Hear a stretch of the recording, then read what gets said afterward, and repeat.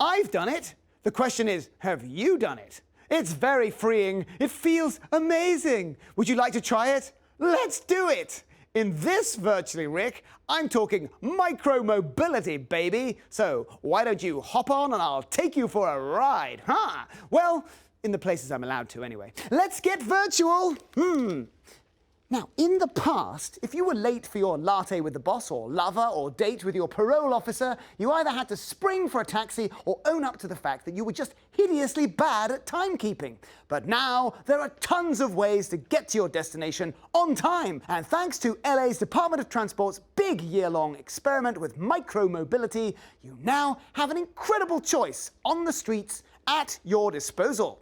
I'm talking e-scooters, e-bikes, e-dockless bikes, the ones with pedals, e-dockless throttle e-bikes, the ones without pedals, e-dockable electric bikes like the Metro bike, and enough e-companies to choose from that'll make your e-head e-explode. Phew!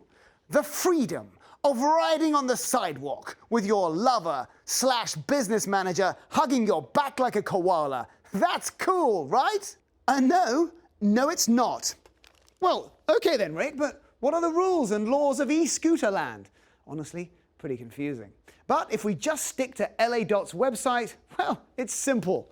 You've got to be 18 plus, have a valid driver's license, you don't have to wear one of these, a helmet, and also you're not allowed additional passengers. Sorry, Mr. Koala, you can't go over 15 miles an hour, and when you're on the street, you basically follow the rules all vehicles do. You know, the ones you pass to get your license.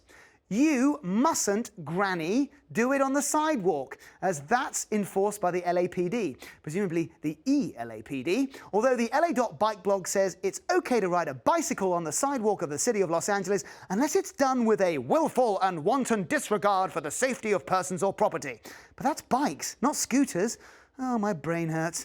Back to e-scooters. Don't park it in the wrong place or LA Sanitation will take it away, which sounds a bit costly on the old credit card. And if that happens, that's probably the first time you've even seen your e-scooter's terms and conditions. A ton of really boring rules and regulations to read about your personal liability when you use each service until something really bad happens, which it won't, right?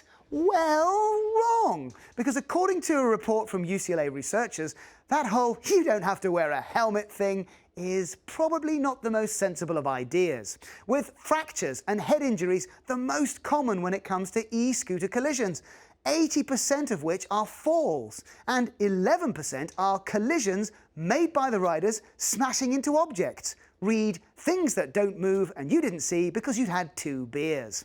Think I'm joking? 5% of those researched were intoxicated, and only 4% of all those injured whilst on e-scooters in the survey wore helmets. Ah, Darwin, maybe you were right all along. Time was that if you were seen walking around the streets of LA rather than driving, people thought you were crazy. But I think from now on, that's probably the safest way to travel. Unless, of course, someone hits you with a scooter.